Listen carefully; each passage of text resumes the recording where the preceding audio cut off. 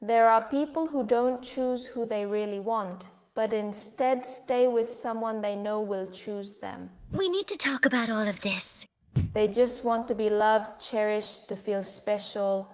But even if they choose from their wounds, from their fear of abandonment, even if they live in that false emotional security, the feeling of emptiness and the repressed desire don't go away.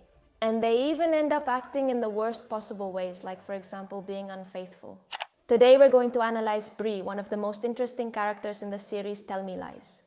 A series that if you haven't seen, don't worry, because in this video I'm going to tell you everything you need to know. And if you have seen it, I guarantee that you'll see Brie in a different light. You'll probably relate to some of her experiences or see them in people close to you. Because even though Brie seems like the most stable one in the group, the healthiest, the one who doesn't cause any trouble, she's actually the perfect example of something we often see in therapy, and that's not easy to detect. Because sometimes trauma doesn't scream. It doesn't create chaos, but instead disguises itself as a false maturity and a pathological way of adapting in order to be loved. Something that happens when a person learns very early on that the way to avoid being abandoned is to be someone others will choose. Someone easygoing who doesn't demand or ask for anything. Let's meet at the apartment in an hour. We need to talk. Let's get into the analysis.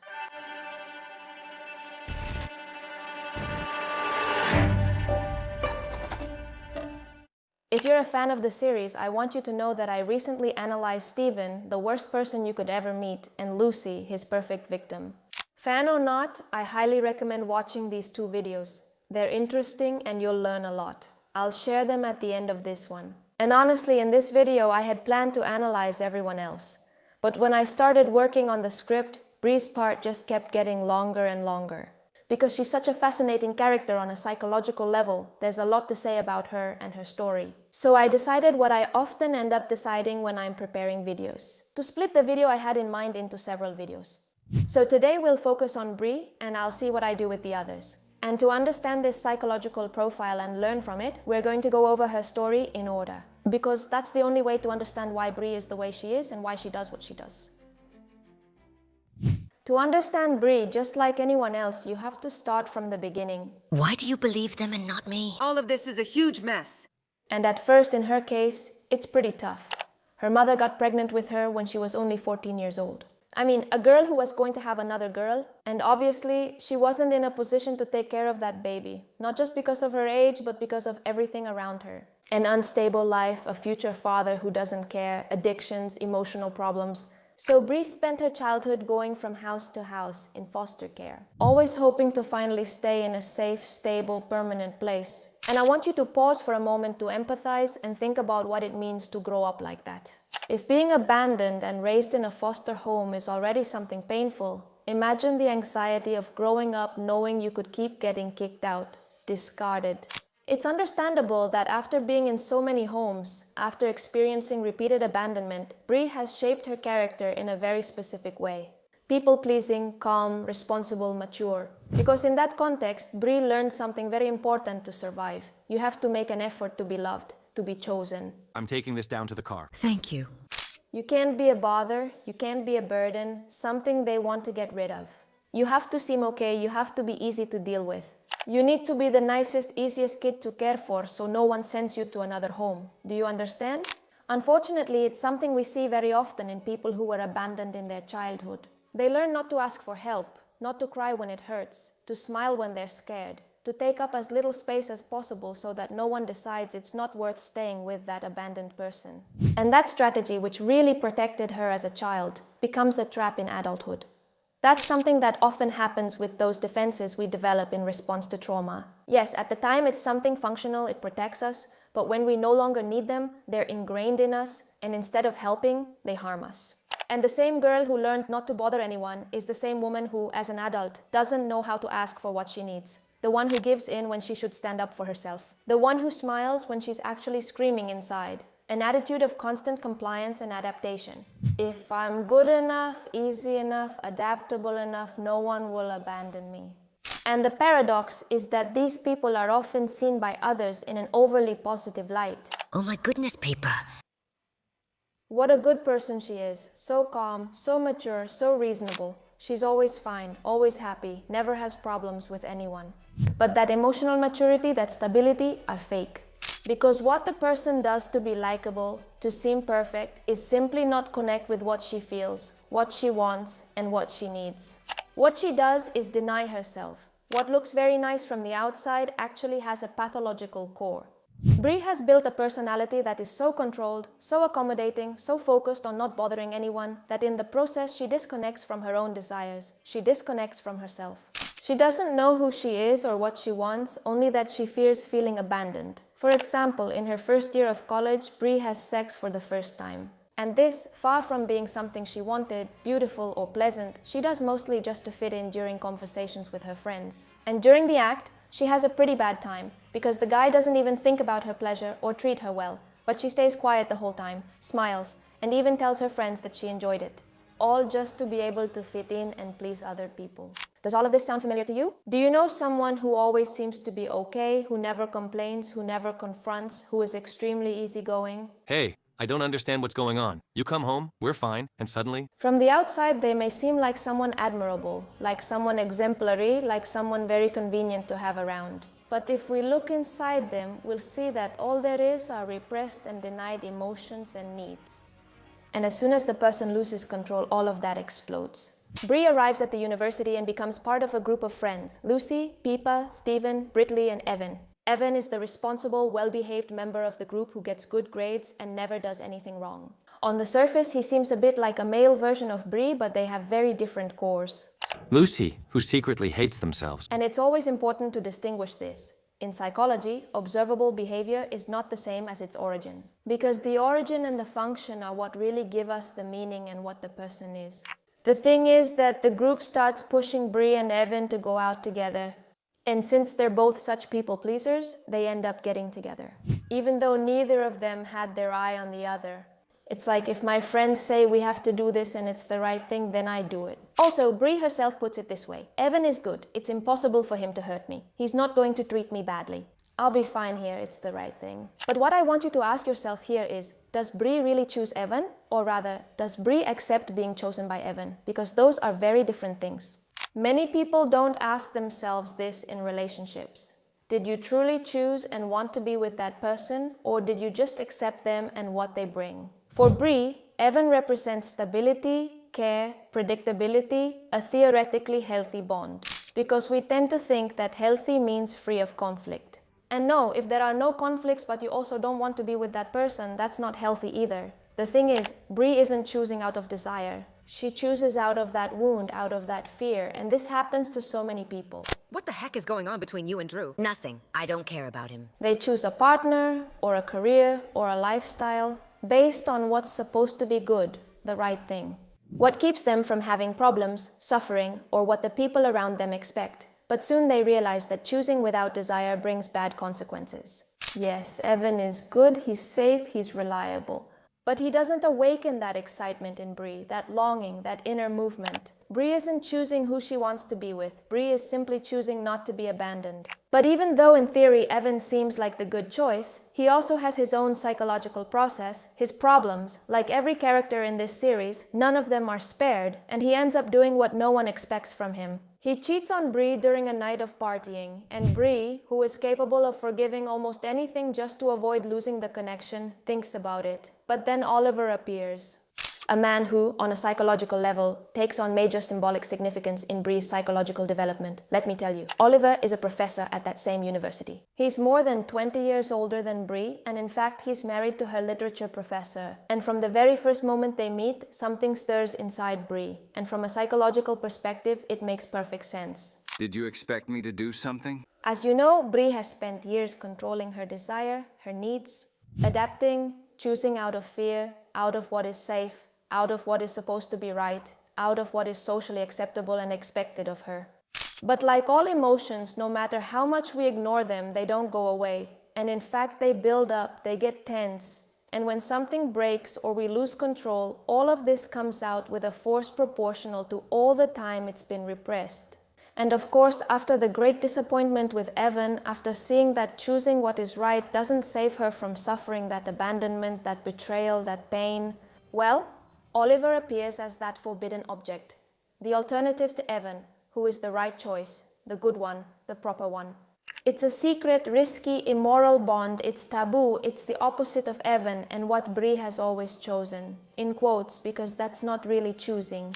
The wrong choice that symbolizes what I've always repressed versus the right choice that I've always chosen and yet has still failed me. Then a nearly compulsive need awakens in Brie to jump off that cliff, to give in to all that repressed desire. Does that make sense?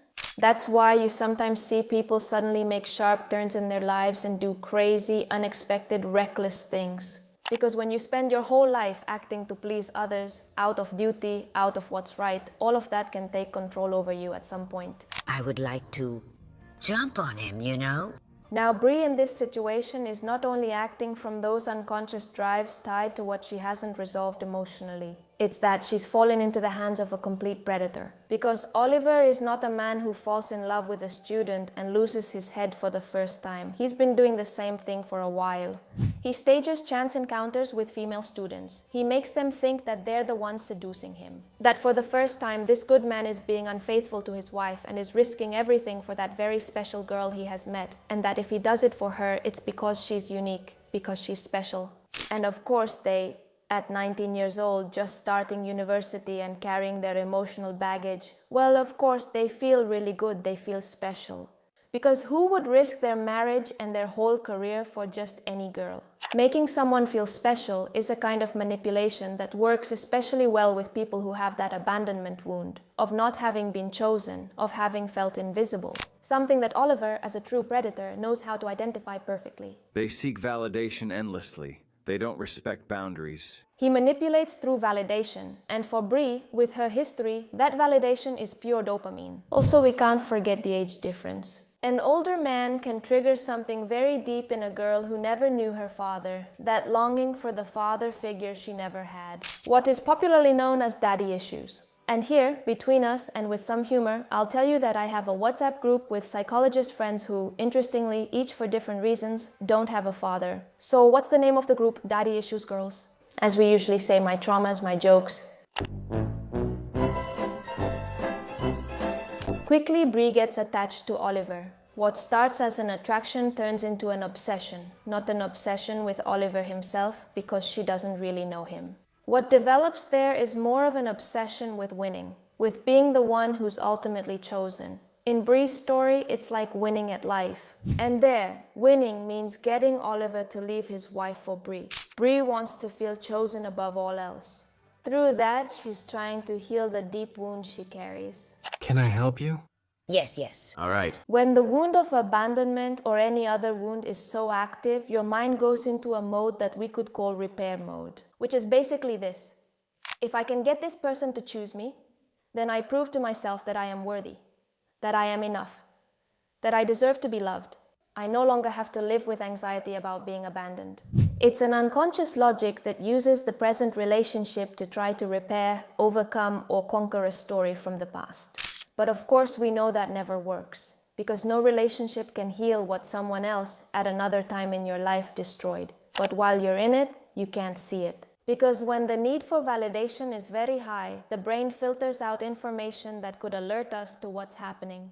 And that leads us to act impulsively, irrationally, unconsciously, and often in a dark way. And in fact, here we can see how that calm, sweet, innocent, and responsible Brie is not only capable of spending weeks sleeping with a married man, but we see that she starts to manipulate, to deceive, to distort, to stay silent, to set traps. Things that Brie never would have imagined she was capable of doing. And the thing is, when we're trapped in a cycle of emotional dependency, sometimes we do things we don't even recognize. We often do things we don't understand, then wonder, why did I do that if it's not like me?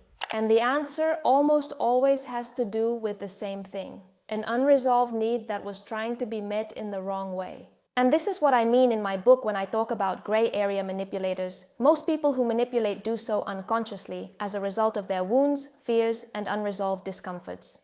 And the thing is, when we aren't able to face our shadows head on, to look them in the eye with courage, sometimes we can end up acting badly, all just to avoid connecting with our pain and our emptiness. Manipulation doesn't only come from the villains in the story. Sometimes it comes from those who are too afraid to look inside themselves, and many times we're the ones manipulating without even realizing it. I've broken up with Peepa. What? That fast? But then something happens that changes everything. Brie finds out that Oliver's wife, her literature teacher, knows everything. And not only does she know, but she allows it and collaborates in this disturbing dynamic. It's a pattern they've orchestrated together. There are other girls, and Brie is not the chosen one. She's not special. She's just another fool, quote unquote. And of course, this is the moment when that spell is broken, because what kept Brie hooked was exactly this. The fantasy of finally being the only one, the chosen one, the special one, the one who got an older man to leave his marriage and his job to choose her. And suddenly, that fantasy collapses. From a psychological point of view, this moment is super interesting, because what sets Brie free isn't realizing that Oliver is a bad person. What sets her free is that the narcissistic repair mechanism she was trapped in breaks. There's no longer any chance for it to happen. Quick aside, by narcissistic repair, I don't mean that Brie is narcissistic. I'm talking about the mechanism that's at play, trying to repair that internal wound through external validation, through competition, through conquest. Whenever I say the word narcissist, I'm not really referring to labeling the person. I'm talking more about the psychic mechanism. Just as we have avoidant attitudes, histrionic attitudes, we also have narcissistic attitudes without necessarily being narcissists. The thing is, this illusion is broken, that by being chosen by him, she would be able to heal her wound. And without that illusion, there's nothing left to keep her there, at a psychic level. I hope you called him an idiot that night. And this teaches us something very important, really important. Many times we can't get out of a harmful relationship just by realizing that the other person is bad. We often already know that, one way or another. We leave when it breaks, when that fantasy that kept us inside falls apart. When our psyche can no longer solve what it is deceitfully trying to solve. That trap it sets for itself. And sometimes that requires reality to hit us hard, so that we can no longer keep looking the other way. Even though this dark fantasy with Oliver was painful, it represents a turning point for Brie. She no longer denies her emotions, her needs, her desire. She realizes that she also feels, she also desires, she also wants to choose. Yeah, it's been nice, just us two. Yeah. She allowed herself not to be perfect. She allowed herself to fail. She allowed herself to choose and act based on her own desires.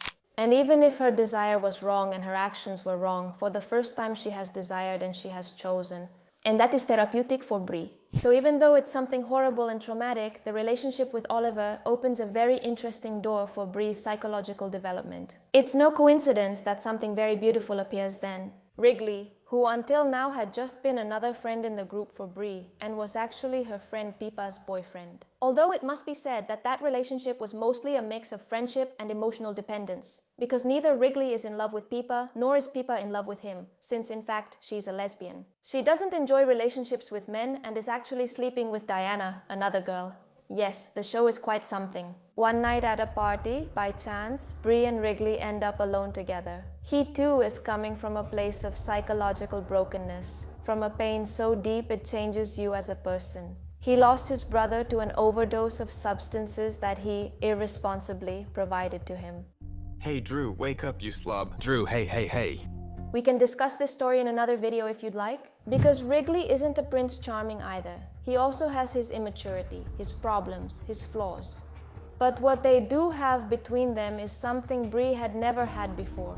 A mutual recognition born from that emotional brokenness. They aren't presenting themselves through appearances or a social facade. They don't interact because one needs to be validated by the other. There is a genuine, sincere way they look at each other, something that neither of them has had until now. Especially in a group of friends and in an environment where manipulation, falseness, lies, and appearances rule their daily lives. They lay themselves bare psychologically. They see each other genuinely and recognize themselves in the other's pain. For Brie, who has always chosen out of fear, out of what is right, and the only time she chose out of desire, the other person, Oliver, wasn't being honest. Well, looking into Wrigley's eyes is like, for the first time, being able to experience that balance between someone you desire and who is also good to you. And keep in mind that for many people, finding this balance isn't easy. I constantly meet people who go back and forth between the two sides of this dichotomy. Either I choose partners I desire but who aren't good for me and end up hurting me, or I go for what's safe but I don't really feel much. What made you come to see me? I don't know. It's possible to find someone you want and who is also good for you.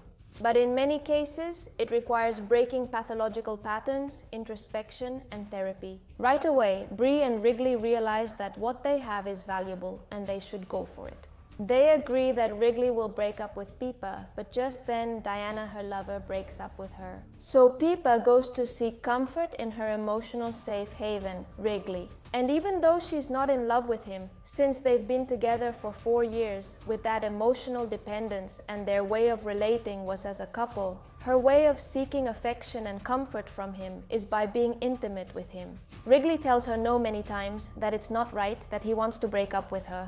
But Peepa cries, insists, and asks him please, just one last time as a goodbye. And silly Wrigley, who honestly is someone pretty easy to manipulate, gives in. I don't know what world you're in. Your girlfriend's texting another guy and you're concerned about Lucy. Brie hears about this and is understandably disappointed. She took a risk. She went after what she wanted, what she felt, what she desired. And once again, she runs into that pain she's always tried to avoid. It's a kind of re-traumatization, like if you had a fear of elevators and one day you gather your courage and say, okay, I'm going to get on the elevator. And by bad luck, that's the very day you get stuck inside. Well, your fear will probably be confirmed and the problem will get worse. So what does Brie do? Well, she backtracks in her process and gets back together with Evan. Oliver has hurt me, Wrigley has hurt me. Choosing based on desire gets me into trouble. I already knew that. So I go back to what is supposed to be safe for me, since Evan is very sorry for what he did and he's going to treat me well. That's how much Brie regresses. She even agrees to marry Evan, even though she's not in love with him. And even though secretly she wishes to be with Wrigley. Hey, you vanished last night. What happened? But let's remember that she learned from a young age to act not based on what she wants, but on what she fears. And no matter how much you decide to take risks and break patterns in life, when things go wrong, often the setback is even greater. Sometimes it's just bad luck, sometimes it's because you don't have a resource, a tool, or support like a psychologist by your side. And sometimes it's because we choose the wrong people and the wrong situation to try to dip our toe in and experience something new. Brie agrees to marry Evan just to escape her pain, her fear, that anguish. And really, sometimes people can make bad decisions, build the wrong lives that don't make us happy, all just to escape pain. When running away from pain only leads you to more pain in the end, because what awaits you when you marry someone you don't really love?